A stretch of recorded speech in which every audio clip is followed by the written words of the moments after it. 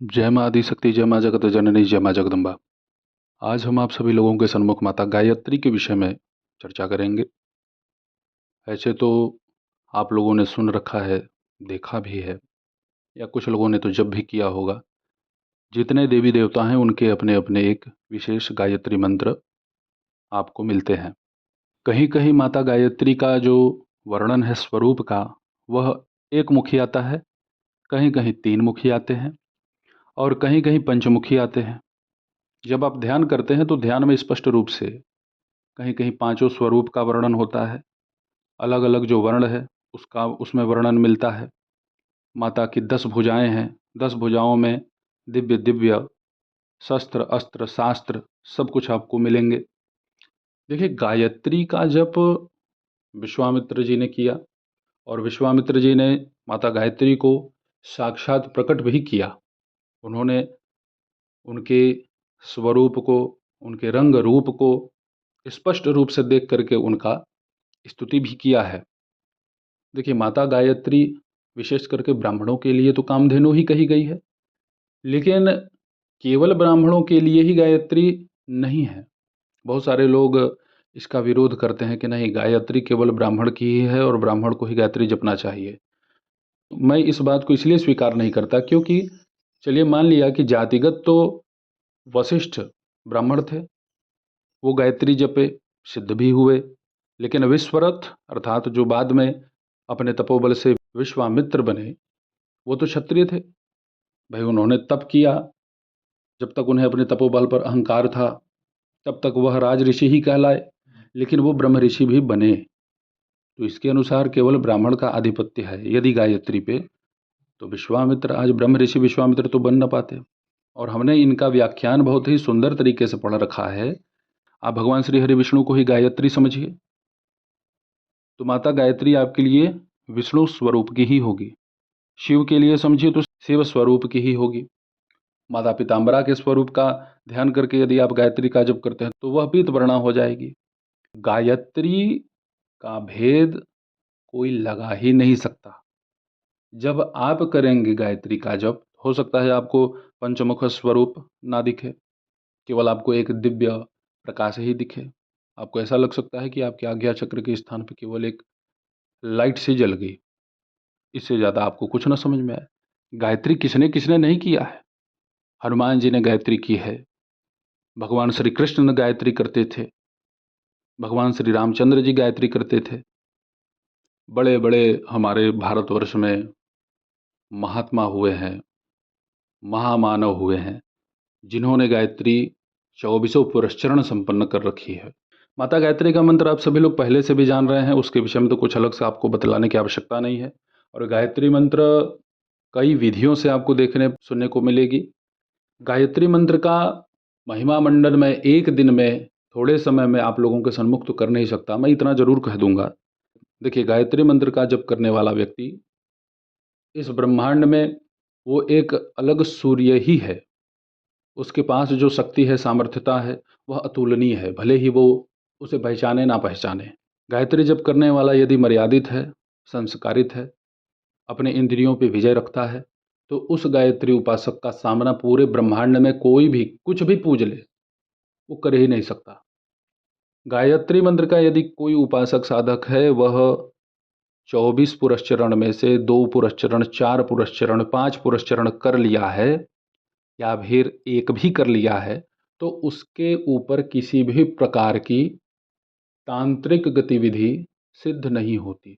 कोई यदि चला भी दे उसके ऊपर कोई अपना प्रयोग कि मैं इसको ध्वस्त कर दूंगा, नष्ट कर दूंगा, तो उसकी शक्ति उसी की ऊर्जा में जाके समाहित होने लगती है। गायत्री का काम यही तो है। माता गायत्री अपने साधक की रक्षा करते हुए उन सभी शक्तियों को अपने साधक को ही प्रदान कर देंगी। गायत्री को कोई बांध नहीं सकता, गायत्री को कोई जला नहीं सकता, गायत्री का कोई स्तंभन नहीं कर सकता। माता गायत्री का हमने बहुत ही विशिष्ट साधना कर रखा है। इसके विषय में मैं सदा गोपनीयता ही रखता हूँ। जो हमारे विशिष्ट शिष्य हैं, विशेष साधक हैं, वह इस विषय में परिचित हैं। माता गायत्री का मंत्र जप करने वाले को शीघ्र क्रोध नहीं आता। यदि उसके मन में किसी के प्रति यह भाव बन गई कि यह ठीक नहीं है या ये ठीक नहीं कर रहा है, तो वह राष्ट्रीय स्तर का हो चाहे अंतर्राष्ट्रीय स्तर का हो या ब्रह्मांड के किसी कोने में बैठा हो छुप करके, माता गायत्री से यदि वह निवेदन करके उसमें कुछ क्रियाएं हैं यदि वह कर देता है तो उसकी मृत्यु कोई रोक ही नहीं सकता। क्यों? क्योंकि सूर्य हर जगह उपस्थित है इस ब्रह्मांड में, तो सूर्य की किरणें जहाँ जहाँ पड़ेंगी, यदि उस दुष्ट के भी ऊपर पड़ गई तो हो गया काम। गायत्री के देवता है कौन? सविता। सविता मतलब सूर्य। माता गायत्री तो प्रकट होकर के आपके शत्रु के संहार के लिए जाएंगे नहीं। माँ तारने का काम जरूर करती है, मारने का नहीं। लेकिन माता का जो सावित्री स्वरूप है, ये दुष्टों के लिए काल के समान है। जिन लोगों ने इसकी महिमा, इसकी महत्ता को समझा है, वो नित्य गायत्री जप करते ही हैं। और जिस भी साधक के पास गायत्री का जप है, वो इस ब्रह्मांड में भैरव के समान विचरण करेगा। चाहे मसान की कितनी बड़ी से बड़ी वहाँ पे ऊर्जा क्यों ना हो, उसका कहीं कुछ नहीं होगा। वो आनंद में अपना विचरण करेगा, क्योंकि वो जान रही हैं शक्तियाँ कि ये किसका उपासक है, ये किसका साधक है। गायत्री जप कर्ता को कोई छूने का हिम्मत करता ही नहीं। गायत्री मंत्र की महिमा बताने में मैं एक नहीं 1 लाख प्रयोग आप सभी लोगों के सामने रख सकता हूँ। भाई हमारे बहुत सारे शिष्य हैं जिन्होंने गायत्री मंत्र पर एक अलग ही वीडियो बनाने के लिए कहा, तो मैं हर दिन 3 वीडियो दे सकता हूँ आप लोगों को गायत्री मंत्र पे। और ये जो क्रम होगा, ये कम से कम 10-20 साल के लिए तो खत्म नहीं होगा। सत्य कह रहा हूँ। माता गायत्री का पुरस्चरण करता मैं स्वयं हूँ। मेरी जो मूल साधना है, मेरी जो मूल उपासना है, वह गायत्री ही है। इस तंत्र क्षेत्र में प्रवेश करने के पहले ही अपने आप को सुदृढ़ न किया जाए तो इतने कालनेमी यहाँ घूम रहे हैं ना, कि आपको आपके साथ आपका बन करके कब छल कर देंगे, कब आपकी ऊर्जाओं को चोरी करने का प्रयास करेंगे, ये कोई नहीं जानता। तो माँ गायत्री के मंत्र का यदि आप जप कर लेते हैं, कम से कम एक पुरस्चरण भी, तो आप हर प्रकार के बाहरी तंत्र मंत्र से सुरक्षित रहेंगे। हमारे गुरु जी के आशीर्वाद से और माता जगत जननी माँ गायत्री की कृपा से 5वां पुरस्चरण संपन्न होगा शीघ्रातिशीघ्र। देखिए, गायत्री की सिद्धि जिसके पास है, जिसके पास गायत्री का जप है, वह इस ब्रह्मांड के प्रत्येक मंत्रों को एक बार में ही जप करेगा तो उसे फल प्राप्त होगा। इसका मैं सबसे बड़ा उदाहरण स्वयं को ही मानता हूँ, क्योंकि मैं 10 महाविद्याओं में कहीं कहीं उल्लेख 18 महाविद्याओं का आता है, लेकिन जब ज़रूरत पड़ती है तो मैं शूलिनी दुर्गा का भी प्रयोग अगर किसी उपासक की रक्षा के लिए कर दूं तो वह तत्काल उसके ऊपर फलित हो जाती है। जबकि मैं शूलिनी दुर्गा की सिद्धि नहीं किया, वन दुर्गा की कभी कभी मुझे ज़रूरत पड़ती है तो मैं सीधे तौर पर उनका नाम स्मरण करके उनके मंत्र प्रयोग किसी साधक की रक्षा के लिए कर दूं तो वहाँ पर रक्षा शीघ्र होती है। तो ये सामर्थ्यता मुझे मिली कैसे? माता गायत्री के मंत्र से। गायत्री की सिद्धि सबसे बड़ी सिद्धि है। कुछ लोग बहुत पहले कहते थे, जब मैं गायत्री साधना शुरू किया था तो लोग कहते थे क्या यार ये तुम पंडिताई वाले लाइन में जा रहे हो। भाई ब्राह्मण तो मैं भी हूँ, भाई मैं ब्राह्मण दोनों विधा से हूँ, मैं जात से भी ब्राह्मण हूँ और कर्म से भी ब्राह्मण हूँ। कुछ लोग मेरा मजाक बनाते थे, उपहास करते थे कि गायत्री जब करोगे पंडिताई वाले लाइन में जाओगे, तुम्हारा कुछ नहीं होगा। यहाँ देखो, मैं तो घाटों पर जा रहा हूँ, फलां चीज़ पूज लूँगा। वही मैं भी मन मुस्कुराता था, मैं अपना परिचय तो देता नहीं था कहीं। भाई जिन घाटों पे ये जा कर के भी नए नए उमंग में साधना करने जा रहे हैं, उसी काशी पे, उसी मणिकर्णिका पे, उसी हरिश्चंद्र घाट पे मैं 7 वर्ष अपना व्यतीत किया हुआ हूँ। मेरे लिए काशी घर की तरह है। मैं काशी में जाता हूँ ना, मुझे कोई समस्या हो शारीरिक, यदि कभी कोई पीड़ा होती है, मैं केवल अपने बाबा की नगरी में जाता हूँ, मेरी वो पीड़ा खत्म हो जाती है मात्र जाने से। वो बने क्या, वो कुछ और ही बन गए, माता की कृपा से मैं कुछ और बना। मेरे अंदर की जो प्रकृति थी वो ये थी कि मैं कभी किसी जीव को काटने मारने का काम नहीं किया। मेरे जो वहाँ पे गुरु लोग थे, उन्होंने बहुत ही विनम्रता से समझा कि बेटा ये जो क्षेत्र है ना, यहाँ पे यदि तुम दया भाव मोह रखते हो अपने मन में तो सफल नहीं हो पाओगे। जब ये बलि चढ़ाने की बात आती थी तो मैं कोई फल दे देता था। भाई हमने इतने धक्के सहे, इतने कष्ट सहे, इतने लोगों की खरी खोटी सुनी, उसके बाद हम तंत्र में सफल हुए। हालांकि ये कहना उचित नहीं है कि मैं तंत्र में सफल हो गया। सफल होने का मतलब ये है कि हम माता की कृपा प्राप्त किए, माँ की दया दृष्टि हम पर बनी। हमने केवल दूसरों पे दया ही की, कभी किसी से हम उलझे नहीं।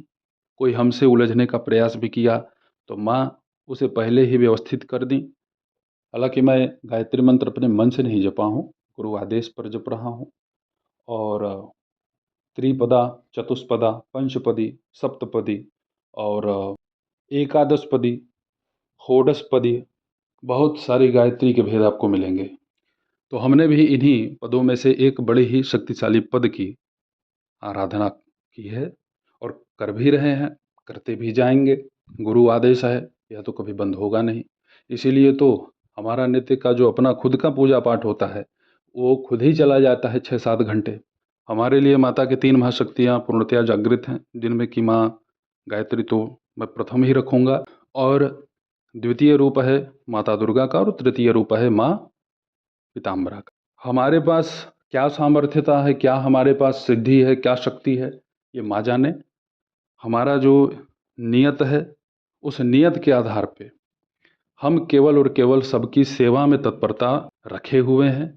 हमारे माध्यम से जैसे भी जिसका भला हो सके बस हो। माता गायत्री की महिमा जब करने वाला ही जानता है।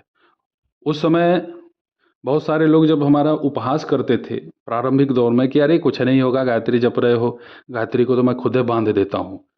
वो बांधने वाले क्या हुए? जब मेरा 2 पुरस्चरण संपन्न हुआ तो वही जो गायत्री को बांधने की बात किया करते थे बवालिया मंत्र जप करके, उनकी क्या स्थिति हुई? उनके पास बैठता था तो मेरे पास से उठ जाते थे, हट जाते थे। उन्हें घुटन होती थी, सांस नहीं आती थी उन्हें। वो लोग कहते थे कि तुम हमारे पास मत बैठा करो। उनके हवन कुंड की अग्नि बहुत अत्यधिक कांपने लगती थी जब वहाँ मैं बैठता था। ये है गायत्री। भाई जो मेरे साथ हुआ है, यदि मैं उन्हीं सभी घटनाओं को आपके सामने प्रस्तुत कर दूं ना, तो आप हर प्रकार की साधना छोड़ देंगे। आपके मन में केवल यही होगा कि हमें गायत्री ही जपना चाहिए। नित्य 30 माला गायत्री मंत्र का जप मेरा होता है, नित्य। इतने पुरस्चरण के बाद भी गुरु आदेश है, यह मुझे आजीवन करना है, चाहे जितना हो जाए, माँ जितना करा ले। गायत्री मंत्र के जप से प्रबल पितृदोष, घर में भूत प्रेत पैशाचिक बाधा उत्पन्न नहीं होती, और होती है तो उनका अपने आप स्वतः माता गायत्री तारण कर देती है। माता गायत्री के मंत्र का जप यदि आप कर रहे हैं तो पहले ओम तो लगेगा, अंत में भी आप ओम लगाइए। 2 प्रणव इसमें आप प्रयोग कीजिए, तो ये गृहस्थ लोगों को शीघ्र अतिशीघ्र फल प्रदान करती हैं। उच्चारण बिल्कुल शुद्ध हो। माता गायत्री का मंत्र यदि आप जप कर रहे हैं तो इनके पूर्व में विद्या प्राप्ति के लिए ऐंग बीज का प्रयोग होता है, धन प्राप्ति के लिए श्रृंग बीज का प्रयोग होता है, आकर्षण वृद्धि हेतु क्लींग बीज का प्रयोग होता है। यदि आपको भूमि भवन इत्यादि प्राप्त करनी है या बड़े व्यापक कर्ज से छुटकारा प्राप्त करना है तो ह्रींग बीज का उसका प्रयोग होता है। ये सामान्य बीज मंत्रों के भेद हो गए। अब इसके बाद यहाँ पे तांत्रिक गायत्री मंत्रों के प्रयोग आपको देखने को मिलेंगे। ये पुस्तक में वर्णन नहीं मिलेगा। इस गायत्री मंत्र में भी अभी 64 बीज मंत्रों के प्रयोग हैं। यह गुरुमुख से प्राप्त है हमें। जिनके यहाँ जिद्दी से जिद्दी भूत प्रेत लग जाते हैं और वो कहते हैं ना कि बस परेशान किए जा रहा है, खून पिए जा रहा है, कुछ हो नहीं रहा है, वहाँ पे केवल और केवल मैं सीधे तौर पे बतला देता हूँ, रविवार का दिन, कोई भी रविवार हो, उस दिन आप ब्राह्मण की संख्या इकट्ठी करिए 11 और सभी संध्या करने वाले हों। गायत्री मंत्र से 11,000 की आहुति दिलवाइए अपने घर। किस चीज़ से? आम की लकड़ी और केवल देसी घी।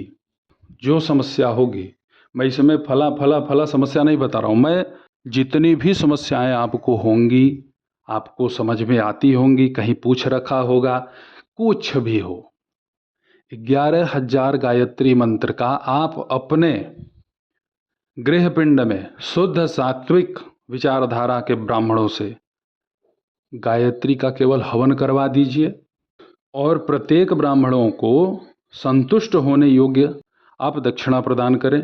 आपकी सामर्थ्यता नहीं है और यदि आप 11,000 का हवन नहीं करा सकते, जैसे 11,000 की संख्या आप नहीं पहुंचवा सकते, 2100 गायत्री मंत्र से हवन करवा दीजिए। उसमें बहुत अत्यधिक हो सकता है 2 किलो घी आपका लगे, बहुत ज़्यादा से ज़्यादा इसमें 2 किलो घी लग सकता है और कम से कम 10-12 किलो आम की लकड़ी। इसे आप 12 महीने में 12 बार करवाइए और केवल रविवार को। फिर देखिए कौन सी समस्या आपके घर में टिकती है। कहीं भी इसे लिख लेना। जितने लोग ये बात मेरा सुन रहे हैं, आप अपने किसी भी समस्या से पीड़ित हो, यदि आप अपने घर में भाई स्वयं में समर्थ हैं, यज्ञोपवीत धारण करते हैं और आपका उच्चारण शुद्ध है, तो आप गायत्री का स्वतः हवन कीजिए अपने घर में। हर 1 महीने में 1 बार गायत्री मंत्र के द्वारा 21 माला हवन करिए, केवल गाय के घी से, आम की लकड़ी पे। ये यदि आप क्रम अपने जीवन में बना लेते हैं ना, तो जब तक प्राणवायु आपके शरीर में शेष है, तब तक आपको किसी भी प्रकार की कोई समस्या देखने नहीं पड़ेगी। बस अब इससे ज़्यादा मैं कुछ और कह नहीं सकता। ये महिमा है, ये चमत्कार है माता गायत्री का। 1% भी कोई चर्चा माता गायत्री के विषय में नहीं हुआ, फिर भी समय को देखना है। माता गायत्री का मंत्र यदि आप जप करते हैं तो आपके अनंत जन्मों के पाप कर्म भस्म हो जाएंगे और पाप ही तो दुख का कारण बनता है। चलिए अब समय निकाल करके आप सभी लोगों के सन्मुख माता गायत्री के भी विषय में कुछ न कुछ मैं बतलाता रहूँगा, क्योंकि भाई मैं तो इन्हें बहुत ही गोपनीय रखा हुआ था, लेकिन बहुत सारे हमारे ऐसे प्रिय शिष्य भी हैं कि वो कहते हैं कि गुरुजी नहीं बतलाएंगे तो हम लोगों को या अन्य लोगों को जिनकी रुचि है गायत्री में, वो जानेंगे कैसे। इनके विषय में आप सभी लोगों को सब कुछ मैं बतला दूंगा धीरे धीरे, आप लोग निश्चिंत रहें। आज तो केवल यहाँ गायत्री के विषय में कुछ चर्चाएं हुई, अब इनके जो प्रयोग होंगे वह आप सभी लोगों को हम धीरे धीरे आगे प्रस्तुत करते रहेंगे। तो ठीक है, आप सभी अपना ध्यान रखिएगा, सुखी रहें, स्वस्थ रहें। जय माता दी, हर हर महादेव।